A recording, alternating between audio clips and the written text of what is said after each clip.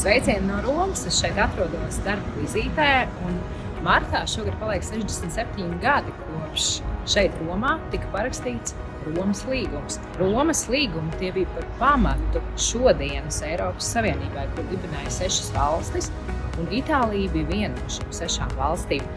Šie līgumi ir likuši pamatu plašākai ekonomiskai sadarbībai, ekonomiskai integrācijai tieši Eiropas Savienībā, un tie izveidoja galvenās Eiropas Savienības iestādes, piemēram, komisiju, Eiropas Savienības padomi, Eiropas parlamentu un, protams, arī Eiropas Savienības tiesu.